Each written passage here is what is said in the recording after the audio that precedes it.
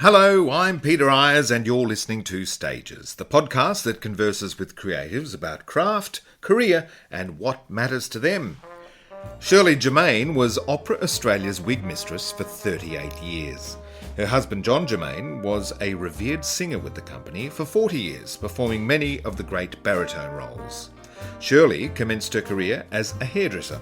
In the second year of its existence, she found that the opera company was looking for someone to oversee the preparation and maintenance of the many wigs required in production. Already associated with the company through her husband, the role seemed a perfect fit. The young company made do in various venues around Sydney until 1973, when Opera Australia made the Sydney Opera House its new home. Shirley has been in the unique position of having a front row seat, watching the company grow and triumph over several decades. She's worked with the greats of the opera world and counted many of them as her close friends. It is a role she relished, and we are indeed privileged to have access to her experience and anecdote in this delightful episode of Stages.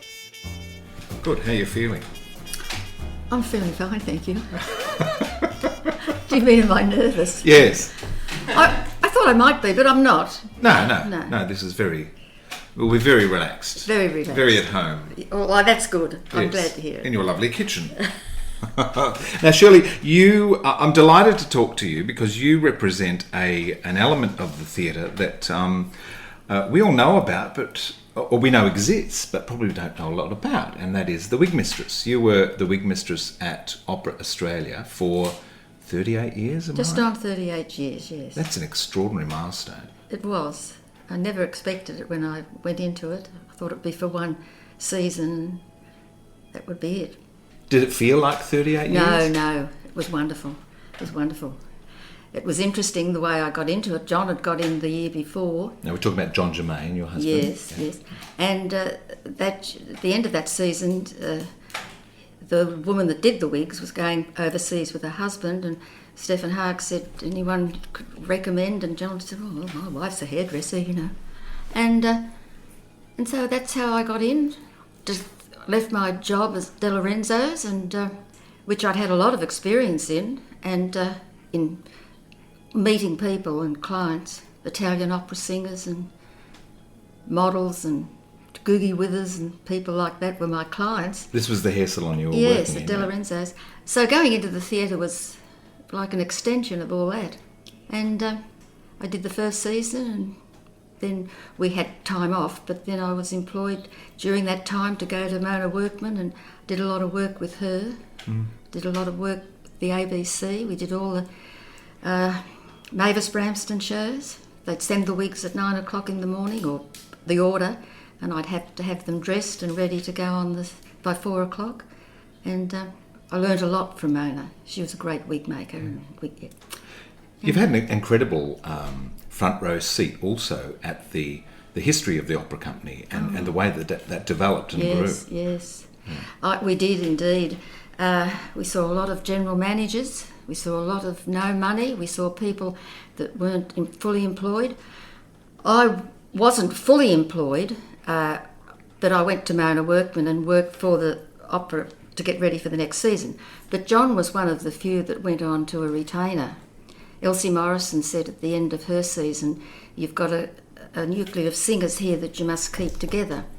And so that's what they did. He was on a retainer, and that's how he come to do country tours. Did a lot of club work with Ros Keane, and then when the season started again, we were back working together. Now, who was Mona Workman? Mona Workman was an English woman that came out and set up a wig making, and she had rooms in the Elizabethan, rooms that were in Dowling Street in the very early days. And she did the wigs to start with that first season for the Mozart season, and then when they had to get someone else, I went in with Mona. So you served an apprenticeship with I didn't actually serve an apprenticeship, but she showed me how to put wigs on, how to take them off, how to clean them, how to wash them. But I did all the dressing, and that's what I was good at, the dressing, which I loved. And but she did teach me a lot. Yeah. And it's a lot of exposure to beautiful music scores over that 38 years.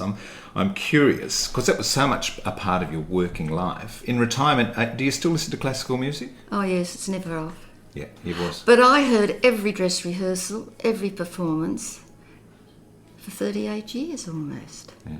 I mean, I could hear famous singers, not just once that you go and pay for, but every night, and got to know them.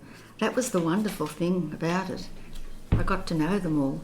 You can't go into a dressing room to nervous singers, because they're all a bit nervous, to put a wig on without them talking to you, and you've got to be able to make them feel relaxed. Well, and that's the ready. tremendous gift of a hairdresser, isn't it? Or somebody doing wigs in your position. You go and get your hair cut or your hair done or whatever. You either And hate it or like it. But I'm amazed at the stylist, the person looking after you.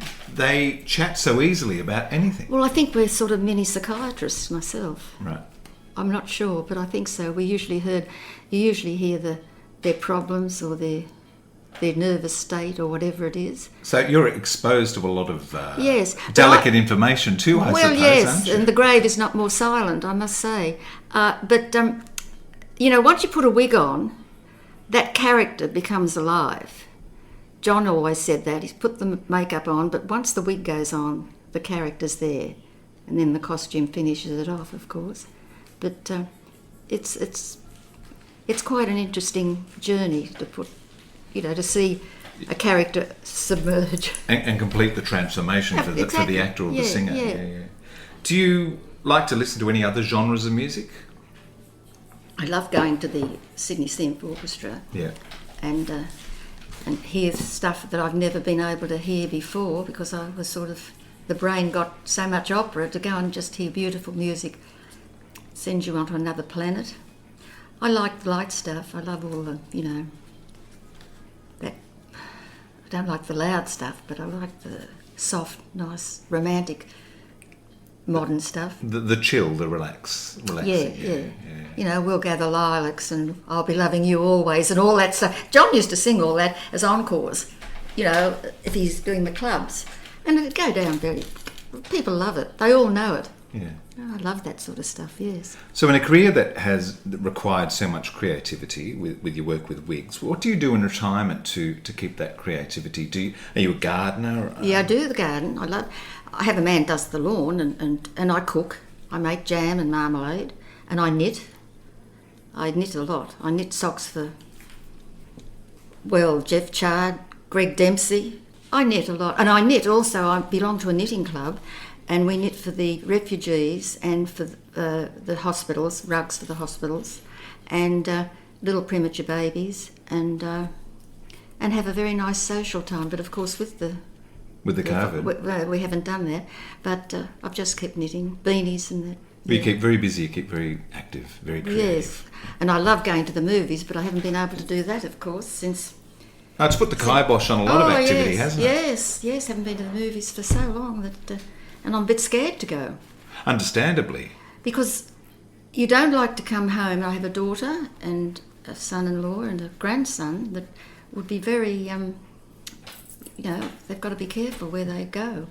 And I'd hate to, get something that went on to them. You've got to be very careful, yes. Well, we're doing well in this country at the moment, I think, but we can't become too complacent, can we? No. Well, my daughter's a doctor and she said, they both are, and she maintains that it'll be into the next year before we're all immune or the vaccine. The vaccine. And have the freedom to roam about. That's right.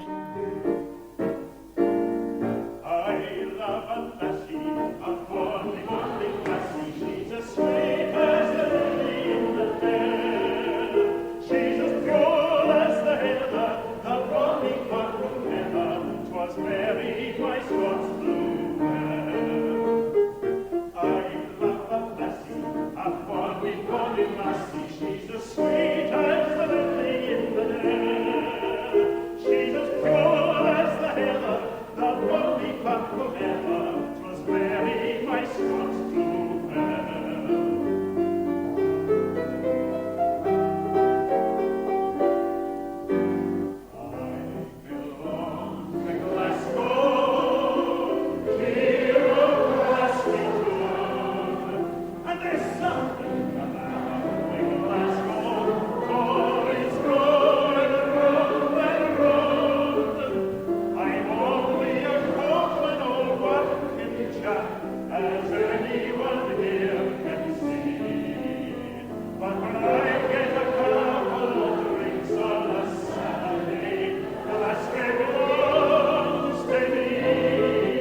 Shirley, where did you grow up? I grew up the first years at St Peter's. My mum and dad, both from Scotland, had a little corner shop. I was born at the end of the Depression, of course. Towards the end, I was a Depression baby. And I grew up there, and I must say those first years, my mum always said, although they didn't have much money and it was the Depression, it was the happiest years of their lives. And people were very good to me as a little girl. Then when I turned 7, just on to 8, I moved here to Dulwich Hill, and I've been here ever since. And I grew up at just not far from where I live now, and went to Sunday school here, fellowship, met my husband there, because he lived in this street anyway. Because you met him at age 10 or something? He was 10 and I was 8. We sat in the birthday chair together. Right. Because our birthdays were the same date. Oh, right. So, yes. And I always knew him. He was a piper in a pipe band, and then we grew up and went out together, and he was a school teacher. He was the first lot into Balmain Teachers College after the war. The first lot that went in the first year were returned soldiers, and he was the next lot. And he did his teaching there, and then he got a scholarship to do his arts degree at night, and he did that for 4 years. So did he have Scottish heritage as well? Oh, in his mother's side, right. Yeah. Not as much as me. Both my parents were born in Scotland. But he was a good dancer too. He did all that. And so we sort of just... When did you start going steady? Or realise that? When we were about 18 or 19, I think. We got engaged about 19. In those days, if you weren't married by 22, you thought you were going to be on the shelf. So, it was stupid when I think of it. Yeah. But that's what happened. And we got married. He got his degree, and the minute he got his degree, they sent him off to the country. And he was in Peak Hill for a year, and at the end of that year, he came back and we were married. Did he teach secondary or primary? Primary, right. And music. And we went to Peak Hill. We were only there 6 weeks, and he had a very bad accident from a horse. And he was then in plaster for 2 years, and I came back to Sydney with him eventually. I went back to De Lorenzo's to work. They rang me up and said, I believe you're back in Sydney, Shirley. Would you come back to work? And I thought, sure. John didn't work. He was quite a long while in hospital. Right. What about your household growing up? Was it very artistic? Did mum or dad sing? Or No, not at all. Not at all. Typical Scottish people, and they were social in their own way, but not to the arts at all. But then when John came into their lives and they heard, singing and opera, they embraced it. They loved it. And my dad was a great favourite with... Mum and Dad were a great favourite. I'm sure anybody that ever knew me would always say, oh, Shirley's mum was great, wasn't she? Everyone loved my mum. She lived to 101. 101? Yeah. That's not a bad innings. No. And you've just turned... Can we say how old you've just turned? Oh, yes, I'm 88. 88? Yes. And if you don't mind me saying, very fit. Yes, I'm quite fit. Yes, I do all my own bits and pieces. I could probably do more. What do you put that down to? Is it Scottish blood. Scottish blood, right? And a whiskey every night. Really? Yes. It's important. A tonic. I think so. My mother had that every night. Yes. I enjoy my whiskey. John, and I often hear him say to me, although he's not here, are you ready for the other half, Shirley? And I say, so I'll have the other half. Yes. So John took about 2 years to recover from his horse riding accident. Yes, he was in plaster. And then his singing teacher, Ray Beattie, which I took him to all the time, he had worked with before he went to the country, said, Joe Post's auditioning new singers, John, why don't you go down and sing? And he said, well, I'm still on crutches. He said, oh, well. So I took him down to the Elizabethan Theatre at Newtown. That was in 1956, beg your pardon. And he sang Al Factotum for them.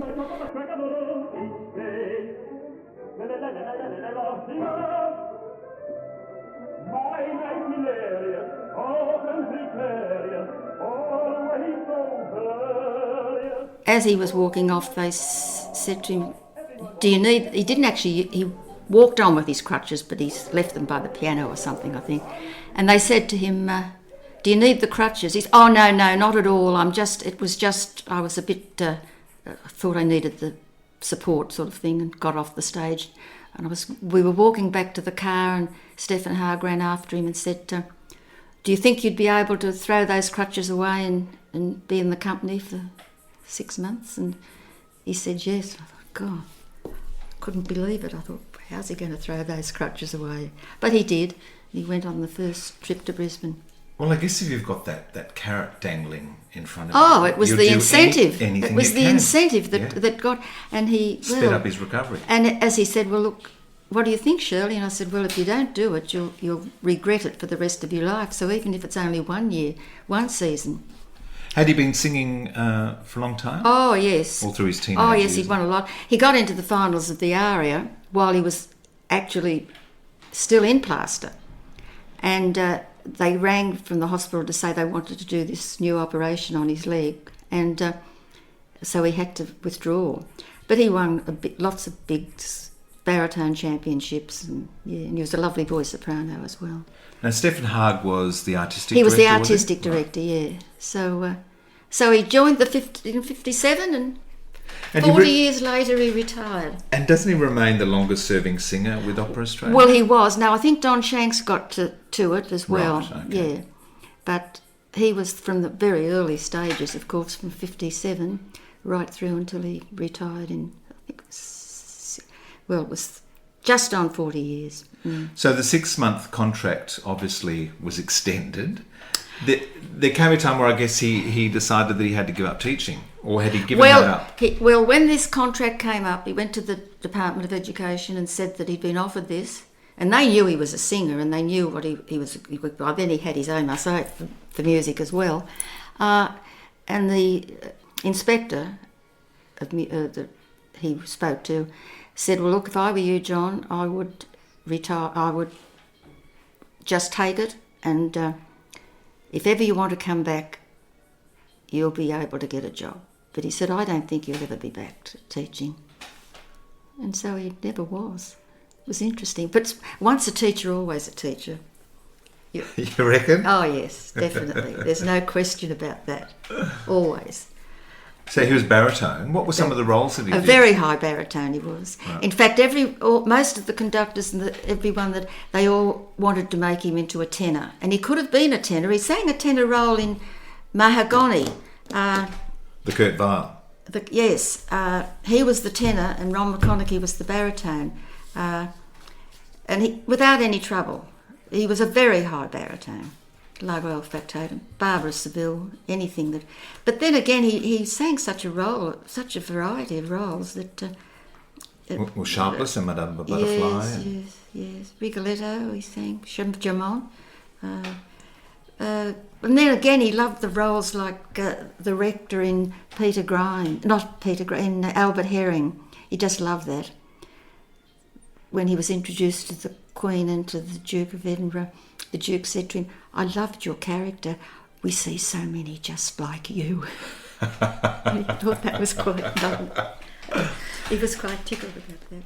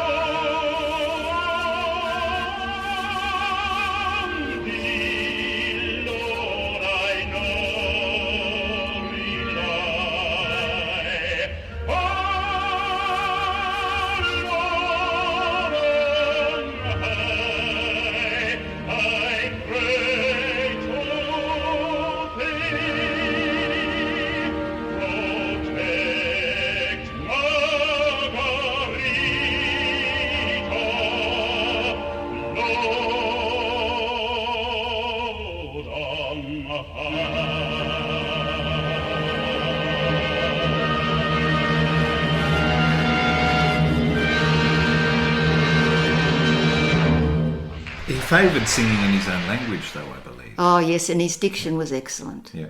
Everyone said. But he loved singing in a foreign language, and he studied it very well, and he was good at it. But he liked to get this. He liked people to understand what he was singing. Mm. Now, a tremendous gift that the both of you gave to the company, but also, I think, singers generally, was that you started the benevolent fund for opera singers. Well, John did. It was originally why we started it, and we felt we must do it. When Doreen Morrow, Bob Gard's wife, died, leaving 2 little boys, and they'd lost a little girl. And then Neil Warren Smith died. Neil was like a brother to John and I. He lived here with us for years. And they toured together. We flattered together when we were on tour even, and so with Greg Dempsey. And when they both died, John said, look, we've got to have a benevolent fund like the Sydney Symphs.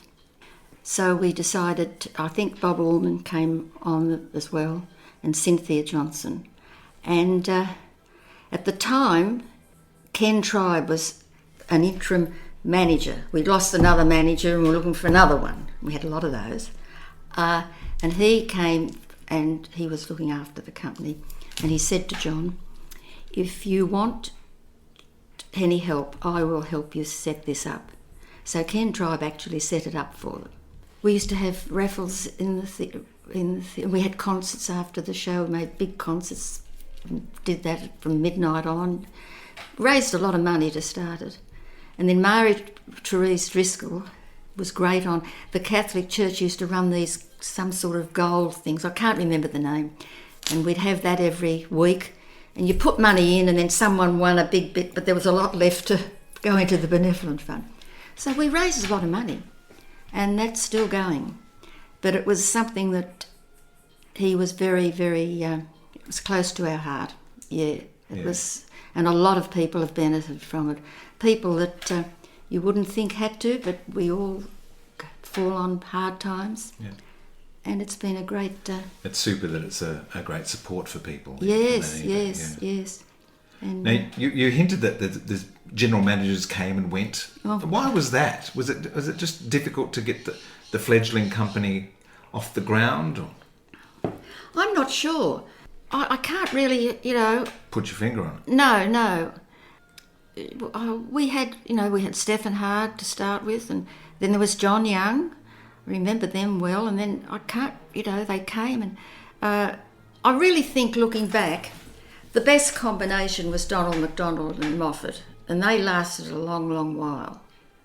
Sometimes, we'd have a manager and a wife that would go with it, so you sort of, it's very, very difficult to say what the cause of it was. Yeah. I suppose money, basically, trying to raise enough to keep it going, getting the... Which is an ongoing dilemma for any arts company, well, isn't it? Absolutely. And I know each year, or if there was a new artistic director come, a new conductor, everyone had to audition again. And I can remember John would say, you've got to prove yourself every year. It was always a nervous time. It wasn't so bad for me, I suppose, but for the staff, the mechs, and we were all under the same union or backstage lot, but the singers were, mind you, I must say, in those days it wasn't as bad as I feel for the poor singers today. Some of them I know are on very short contracts. Nothing's permanent anymore, and it won't get any better, I don't think, for a long while. I think that's for arts workers anywhere, whether they be actors or dancers. Absolutely. My heart goes out to them because they have to put so much into their craft, and there's just nowhere to use it anymore. Yeah. Especially the opera company. It breaks my heart. Yeah. It really does. So full-time engagement at the opera company for you, how did that come about? They were obviously looking for somebody to run the wig department. Oh, yes. Well, I eventually just went into, permanent, because we were working almost a whole year. And once you're working for a whole year, you were permanent. There was never a contract. I don't think I ever signed a contract. It was just a case of, doing it. And I did it by myself for a long, long while. And they were long days in those days. start sometimes for a dress rehearsal. I'd be in the theatre at 9 and I'd finish the dress rehearsal and clean it all up and get ready for the night, and I'd be driving home at midnight. So what did the job entail? What are some of the duties that you had to Well, the fulfill? job entailed, to start with, in the early days, I'd have to work with... I'd work with the producers and the designers, and I'd get the design, and I'd have to sort out the wigs and dress them for that design, and that's when I'd go to Mona, because we didn't have a wig department in the early days, wig making. So I'd go to Mona and do all the dressing there. And then once the performances start, you have to clean the wig every time it's used. How do you clean a wig? Is that shampooing it, or...? Well, you have to clean all the net around with acetone. And to start off, of course, you've got to wash the wig the same as you would an ordinary head of hair, but on a block. And after each performance, the wig's got to be cleaned and redressed, and then it's got to be ready to put on the character for the next performance. But it meant that for every performance, you'd have probably a chorus to look after and your principals. So you'd have to start pretty early. So every singer in the show would be wearing a wig? Generally, yeah. Well, a show like Traviata or a show like War and Peace or something like that, all the big shows, it was busy. Quick changes, different characters coming on and off, and then at the end you had to take them all off, clean them. They were wet and soggy all and that horrible. perspiration. Oh yes, yeah. And they'd have to go back on the block so they wouldn't shrink. So it was a big lot of work. It really wasn't until I got a lass called Teresa in 85 that I had she wasn't experienced to start with, but she'd been a hairdresser. And she was prepared to be taught, and I taught her, and she was like a sponge. And it was great when I had her. We worked together very, very well. And she was like another daughter to me, really. Right. She went overseas when I retired, but she's back now working. Oh, she's done a tremendous amount of work, filming and with the opera company, and she's up doing Elvis Presley at the moment. Very, very accomplished young, and I'm very proud of her. And she always said, "Oh, you taught me how to be quick," and that's one of the things, you've got to be fast. And yes, that was a lovely relationship. We still have it, of course. Mm. Beautiful. Yeah, yes. I imagine that some singers would have a wig change in the middle of the, oh, yes. of the show as oh, well. yes. And you'd have to be there to Oh, yes. to put Sometimes that on. quick changes on side of the stage. They were the things that I always had to be there for. Not only was it a wig change, if it was a costume change, you had to be there, you had to get the wig on, you had to help get the costume on. You know, it was pretty And busy. the singer can't perform at their best unless they feel comfortable in the wig and the costume. They've got to feel it's not comfortable. They've got to feel confident. The people that are doing it, it's going to, because they've got to do it. Some of the quick changes were just not even a minute, and you had to, you know. I remember doing some very big changes for Jane, especially in the concert hall, because This is La Stupenda. yes, Jane yeah, Sullivan. Jane, yeah.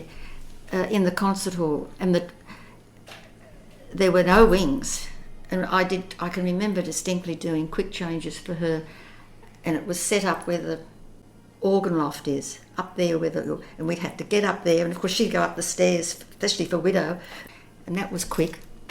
But she was good. She was very. She was easy to work with. There wasn't any sort of temper tantrums or diva antics. Not Dame Jane. She was the most perfect performer I think I've ever had the privilege of working with. Yes. So a consummate artist, of course. Of course, yes. But backstage, why was she good backstage? Because she knew what she was doing. She knew what her voice was going to do. She never had to worry about that. She'd just come in, go in and put her hair up in pin curls, and she'd be ready to put her makeup on. And I gather she was very down to earth as well. Wonderfully down to earth. Treated everybody Yes. respectfully. Come in, tell me what she'd done for the day, and you know what she might have for dinner when they got home at night, and yeah. And that developed into a long personal friendship too. It did, yes. A very privileged friendship. Very privileged, yes. Even when my family went over to Switzerland when the Olympic Games were on, they went to Switzerland and let their house people from Switzerland. And when she knew they were going to Switzerland, she insisted they come and have a day with them at the chalet. My grandson played the Mozart piano that Richard had, and they still remember it actually. But yes, she was very down to earth. Did you speak often? Once she retired, yeah. Yes, we did. Yeah. And when she came out after we retired, we always had a meal together, or she'd come here or go to Mary Ann's.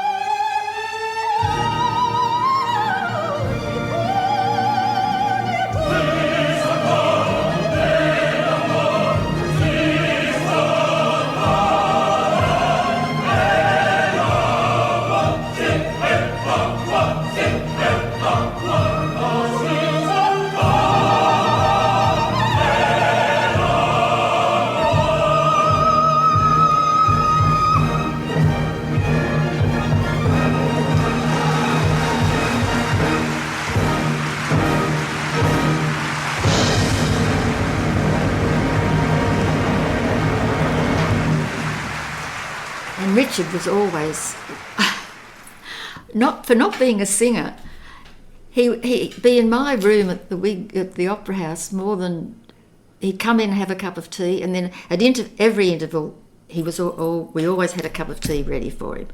Put it in as the curtain came down and he'd have his cup of tea.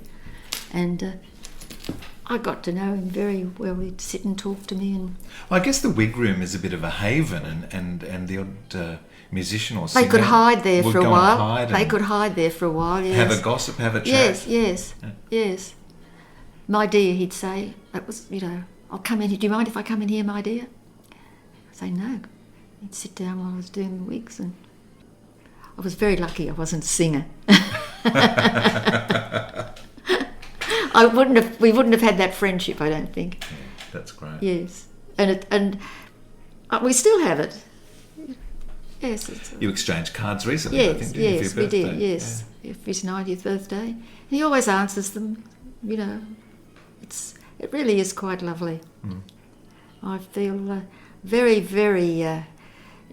when you look back on the life I had with the company and not having any knowledge of opera to start with, it was quite amazing what the brain absorbs over the years, and something will come on the radio and all of a sudden I'll know what it is. Even before John died, and something would come on and I'll say, that's so-and-so and so.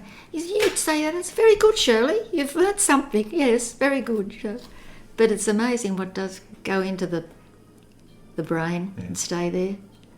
What sort of lead-up would you have to a production? You'd be sent the designs and... Oh, well, I'd see the designs and work with the designer, and he'd tell me what he wanted. And then if there was anything to be made new, which was quite often the case, which would be very expensive, that would be sent to a wig maker, which would be Mona Workman and then there was someone at the ABC that used to do it eventually. But then I would just have to get the wigs that we had in stock and design them and dress them to the design, especially the chorus stuff. I would probably do most of the chorus stuff, things like Traviata or Butterfly. Well, that's pretty straightforward. Anything that's...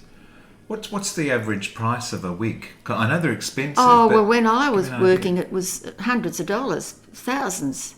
I remember when Marie Collier brought hers out for the Troilus and Cressida, it was pretty expensive then. So some singers travel with their own wig? Well, sometimes they'd bring it from... There was a very good wig maker in England, and quite a lot of them brought their wigs from there.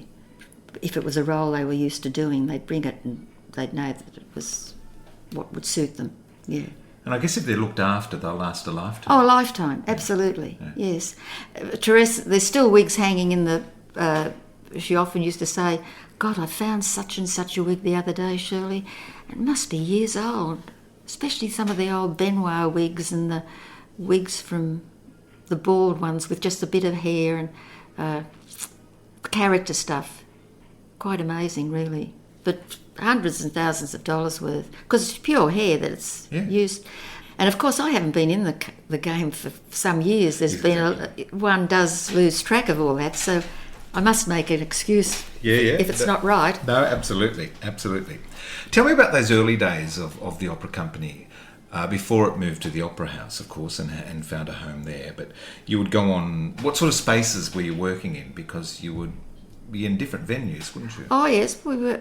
Oh, we were in all the wonderful old theatres. I mean, there's no theatre for me like the Princess Theatre in Melbourne. I mean, that was just so full of atmosphere and dirt, old, but it was wonderful. And Her Majesty's, the old Her Majesty's in Adelaide was quite something before we went into they built the wonderful festival hall there. And the old Her Majesty's in Brisbane too. They were all wonderful theatres to work in, and sound were wonderful as well. They had atmosphere. I think that was the thing. You felt that when you went into them that the ghosts of the people before you were still there. Yeah. That was probably what was missing in the new theatres until you get There's used no to ghosts. Yeah. But mind you, moving into the Opera House, Marge the Hillmore and myself were one of the first to go into the Opera House, and there was a guy there who'd been there. He was in charge, and I can't remember his name. He was a German, and he showed us all over the Opera House, told us how some men had just come off the ships as migrants and never left the Opera House. They'd lived and worked there, and he used to show us little nooks and crannies that they actually lived in. But he showed us around, and he taught us where everything was in the Opera House, which was great. But it was a different workplace altogether to the old theatres. It was all so new and sterile, you know. It would take a while before the ghosts Oh of the yes, past by the time were I was present. ready to leave, it had a lot of lovely ghosts and a lot of lovely memories, so there was no point in... But the old theatres were quite something to work in. So you would go on tour with the company? Oh yes, I always went on tour. Yeah, you went to New Zealand and... Oh well, no, New Zealand was different. John and I went to New Zealand at the end of the 58 season, when he'd finished and I'd finished. And they wanted a barber over there, Barber of Seville. So we went over on a 6 months contract, and it was to do the big towns with the orchestra, and John Hopkins conducting, but a country tour as well. And there was Mary O'Brien, went on to big things, Peter Bailey, the tenor, and Noel Mangan, all in that cast, and we had a great time. Yes, my girl cat. You can promise it to all of them. And give it to none. That's one of the secrets of my success. Then I can count on you. Well, to a south of the kings we shall go in thoughts delighted, lovely way. Why did everybody laughs and sings? To a south of the kings we shall go in thoughts delighted, lovely way. But I'm invited, everybody laughs and sings.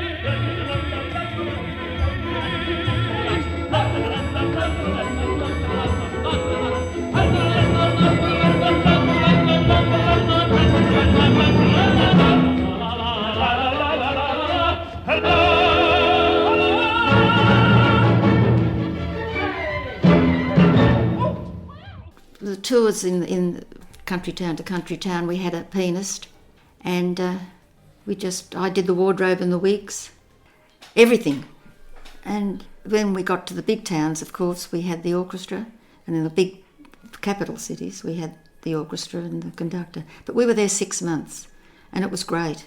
I think in the end John wasn't quite sure whether he was Figaro or not, but that was all right. We got home just in time for Christmas, And so that filled that year in, and then the next time we were ready to start our season.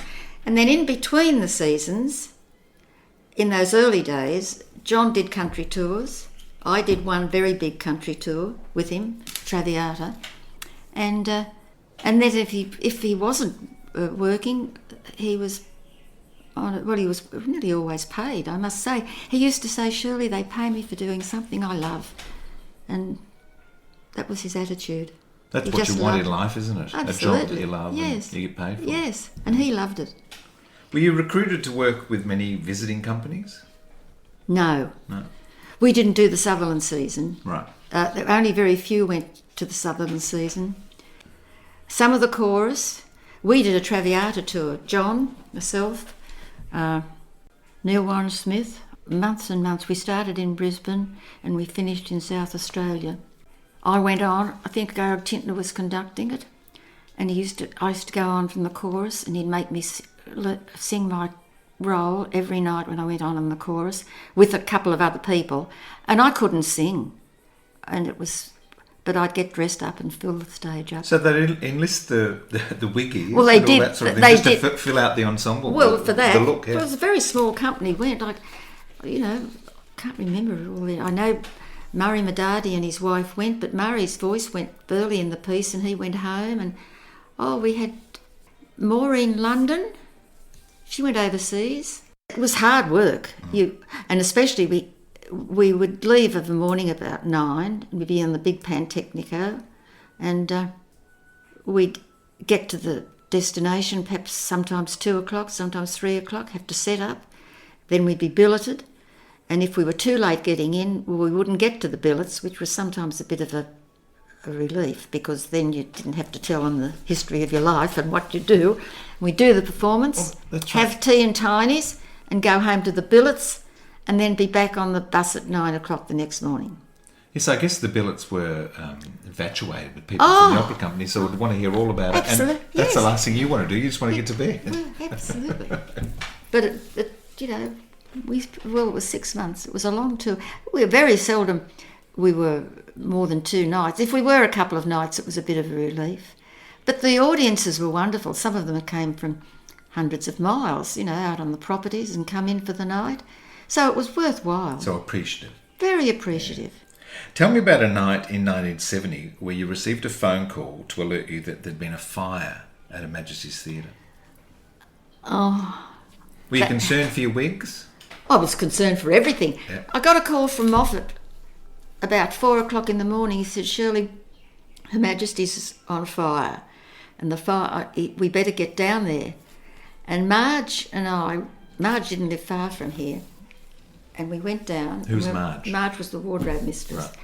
And Peter, when we got there and got into the actual site, I mean, it was still burning, but on the roadside there was a couple of firemen and a table that we could recognise, and a couple of chairs, and our bottle of whiskey sitting on the middle of it.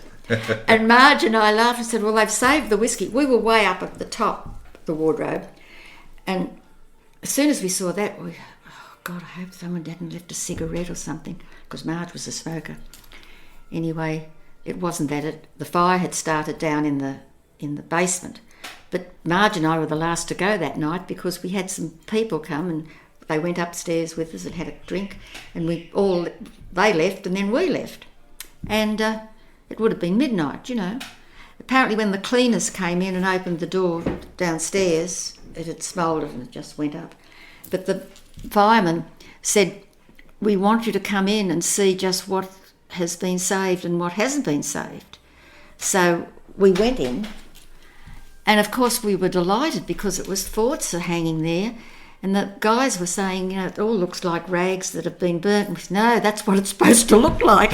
We were delighted that some of the costumes were all right, but the wigs and all the makeup was floating, and of course all the music was floating, because a lot of the musicians had left their instruments overnight, and the music was floating. But we got in, all the singers and the staff, we went into the theatre and collected what we could collect.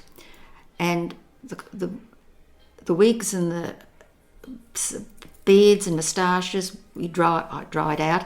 But the music, we hung all the music on lines up at Darling Street and dried it all out. And we got a lot, we saved a lot, but of course we didn't perform there again forever, I don't think. I think it was then that we went to the Capitol and had concerts for a while. Yeah. That's when Joan had that's when I first heard Joan sing, when she'd just come back. She sang at that concert, Joan Carden. But that fire was quite something. We said to the firemen, that's our whiskey, and they said, yeah, we let them have it. But it was, we were frightened that that's where the fire had started, but it wasn't there, it was downstairs. It was quite heartbreaking, really, to see that old theatre go up, and sad. What were some of the other memorable nights that stand out for you in 38 years at the Opera Company? Well, the first time we went to the festival, and Tito Gobbi and Mari Collier came to do the Toscas, and then she also did Troilus and Cressida. John was in the Troilus and Cressida, and he was probably in the Tosca too. I can't quite remember. But she was a great Tosca, but I fell in love with Tito Gobbi. When he came out and first, I thought he was the most wonderful performer I'd ever seen. And then he wasn't too keen about me doing his wig. And, anyway, I won him over. When I eventually did it, it was so good and he was so pleased. I felt that was my little challenge. I thought he was rather gorgeous. Great singer too, wonderful. What else? Oh, look, there's so many highlights. You can't... Well, you were there at Sutherland's last performance as well, weren't yes, you? yes. One of the most memorable performances was the Beethoven's Fidelio that I worked with and heard that music for the first time, and it's remained my favourite. I think that stands in my heart most of all, that first one that we did. I think Joan's performances, you couldn't help but be, mesmerised by those. I loved Marilyn. Marilyn Chow she was a Tosca that I could believe in. She was so vibrant, and perhaps she didn't sing it as well as some of them, but I loved watching her. And anything Bob Gard ever sang, especially anything romantic, I'd go up and listen to him because he always made me cry, and he still does. There's something on the radio the other day, and it was him, and I rang him up and said, "You've made me cry, I heard you singing such and such." And, I suppose... And then I think Rosencavalier, that was something that stands out as a real top of the list, with Neil Warren Smith and John and the beautiful mezzo Yvonne Minton, and who was the soprano? I know Gladys Fowles, Chooky Fowles we used to call her, Neil Chooky Fowles, and that was wonderful. That first night of that was just something out of the box, and Downs conducting, I think. Tintner had even on the Traviata country tour, Tintner was teaching Neil Warren Smith and John their roles in Rosencavalier. He was determined that one day it would go on, Yeah. There's people listening to this agreeing with envy that you were able to experience all of this, but not only once, but every night of the season. And every dress rehearsal. Yeah. Be called up to the desk in the audience and, to say they don't like this, Shirley, and you don't like that, and, you'd have to try and fix what they don't like. I enjoyed working with the designers, and the designers more. Des Digby, he was great. Sam Wanamaker, he was just such a wonderful... Now, he wasn't a designer, he was the producer. And, of course, he did a great job with War and Peace. And at the end, when he was ready to go home, he left me his book with all his references. He wrote in the front of it, to Shirley, for all the hard work you've done, and best wishes for you and John, to us both. But he was wonderful to work with. And that was terrific. That was a big, big show. I mean, John had 5 roles in that performance, all little cameo roles, but, you know, then the big roles on the soldiers and the big scene with the in the cabin, you know, with all the generals. Wonderful, wonderful music. And to open the Opera House with that was quite something, even though the possum did run across on the opening night. They had a possum on stage. No, there wasn't a possum on stage, but they were broadcasting it and recording it by television, and the possum, you know, the above the orchestra pit on the proscenium of the stage, a possum ran across. You can see it in some of the photos. Fantastic. But I think that was a highlight. War and Peace, Rose and Cavalier, Albert Herring. I loved Albert Herring. It was John's last performance, Albert Herring. And the early Peter Grimes we did was quite something, way back in the very early stage. That was quite something too. It was very new to everybody, and I can't remember who produced it. I should have looked that up before, but they were all standout performances in my mind, as well as I think in history of the company. And then, of course, Moffat came into the company very early as a young man from NIDA, and he worked a lot with John, and he was easy to work with. Another producer that worked a lot at the company, or several times I think, is related to you. And we're talking about the great Jim Sharman, who's sort of one of Australia's most prominent Jim's my directors. cousin. Yeah? Yeah. He's a few years younger than me, but he's really been like a brother to me, Jim. We sort of speak the same language, and we were instrumental in getting him into NIDA because Robin Lovejoy was at NIDA at the time. We knew Robin. He'd worked as a producer with the company, and Jim auditioned, and I think he went in the year after Moffat, Right. Jim, and yes. But an extraordinary career. I mean, as well as everything he's take done. opera away altogether. The Rocky Horror Show. The Rocky Horror Jesus Show. Christ Hair, Superstar. Jesus Christ Superstar. Yeah. All those things. Yeah. My mum and dad went to Jesus Christ Superstar up at the Cross, and I don't know quite what they thought of it, but Mum said, oh, yes, it was great, but the thing that worried her most of all was she lost her beautiful kid gloves when she got up from the theatre. You know, that was... But... and I don't think Jim's mum and dad actually ever saw very much of what he did, because his dad wasn't theatrical. He ran the tent shows, He was the didn't he? tent The shows. boxing tents, yeah. Mind you, he was a great footballer too. Captain of the big. He toured New Zealand as a captain of, I'm not sure what league it was, but they were as different as chalk and cheese. But that's a great thing about families, isn't it? That we can all I be so different. I loved old Jimmy Sharman. I can still hear him. He'd walk into my house and say, "How are you today, babe?" He was a real roughie, but he was a polished roughie. He was at St Joey's. He was a well-educated man, but he had that lovely roughness about him that was appealing. So what's the connection? Your mum and His mum. His mum Both. were sisters. Sisters. Quite a few years difference. My mother was born in Scotland, and his mum was born in Tasmania. Talking about wigs again, can they misbehave depending on the weather or? Oh no, the only thing they can do is get very hot and sweaty and smelly, and Right. but once they're on, and you know, you can. No, they've got a very long life, wigs, and you can change their style. You can do lots of things with them. Yeah. Yes, quite creative. Just to extend the character. Yes. Now your granddaughter, I believe, has gone into the business.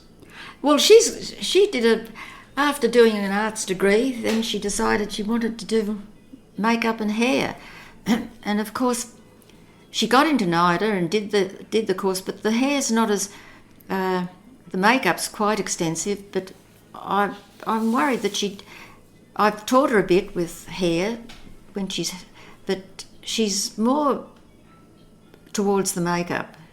Now, do you still get to the opera? Yes, when it's on, I certainly do.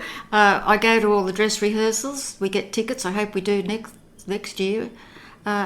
yes, we go to the opera, and I must say that's one of the privileges of being retired. I was able to see the operas from the front. Yeah. For the first time in all those years, I never actually saw a performance from the front. I'd run out sometimes to see a dress rehearsal, a part of it, to see what it looked like, but never actually going to see a performance. So I've caught up with that when we could, because we haven't done that this year.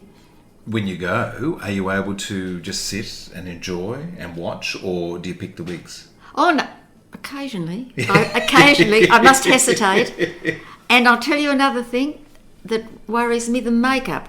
It's all beautiful, but there's not much character to it anymore. Everyone wants to sort of look beautiful.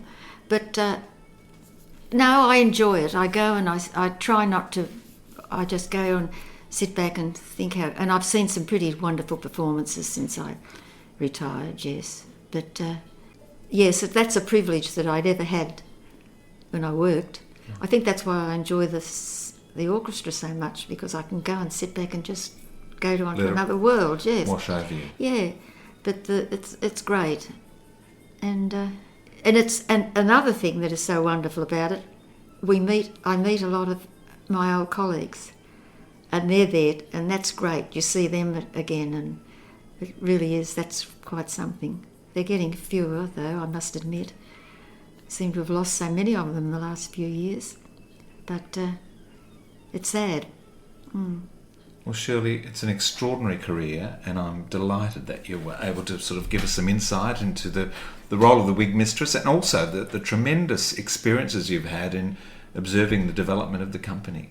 That's the thing that pleases me most of all, is to know that John and I gave a very small contribution to making the company what it was at its peak. I don't know that's ever going to get back to that with this terrible disaster we've had, the arts. But it's been a great privilege, and far more than I ever thought I would experience, meeting all those wonderful people, and some of them are still my very best friends. I thank John, actually, because if he hadn't taken that leap and go into it that first year, I wouldn't have experienced it. And we were able to travel that wonderful journey together. We were very privileged. And I thank all the people that contributed to it. I had written him a letter which I had, for want of better knowledge, sent to where I met him down in Lochland years ago. He was shearing when I knew him, so I sent the letter to him just on spec, addressed as follows: Clancy on the overflow.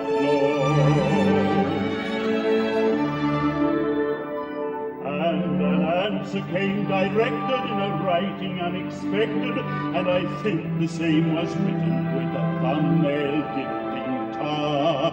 'Twas his shearing mate who wrote it, and verbatim I will quote it. Clancy's gone to Queensland to roving, and we don't know where he is.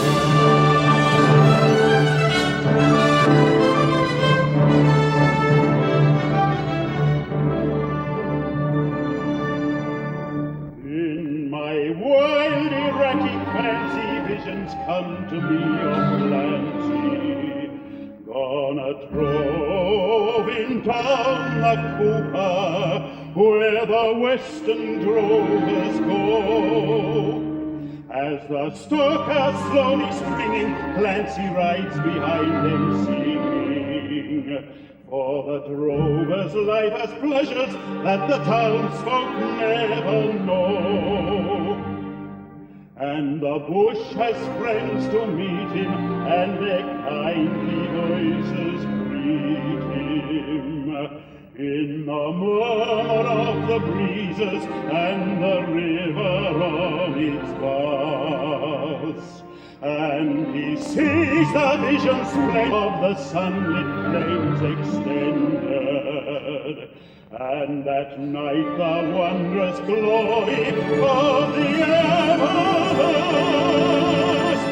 star.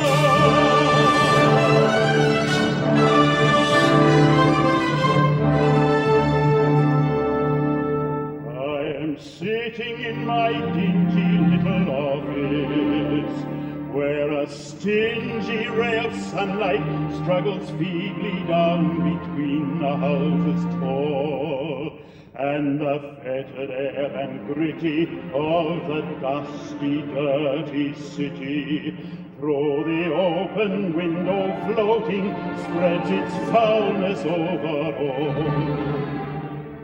And in place of lowing cattle, I can hear the fiendish rattle of the tramways and the buses making hard speed, and the language uninviting of the gutter children fighting, comes fitfully and faintly through the ceaseless tramp of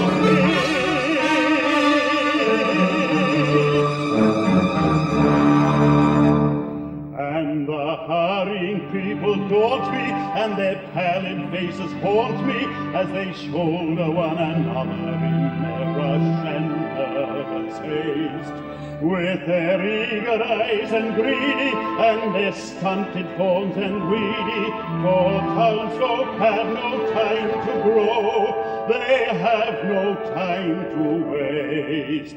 And I somehow rather fancy that I like to change with Clancy, like to take a turn at roving where the seasons come and go, while he takes the round eternal of the cow and the journal. But I doubt it's so dear of his, Clancy of the overflow.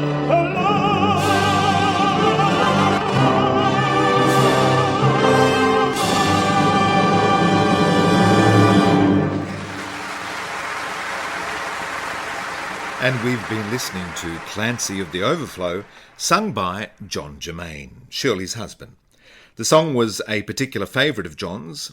Albert Arlen, who composed this song, and who incidentally also composed the musical The Sentimental Bloke, dedicated Clancy of the Overflow to John decades after its composition. Arlen said John sang it exactly as he'd intended.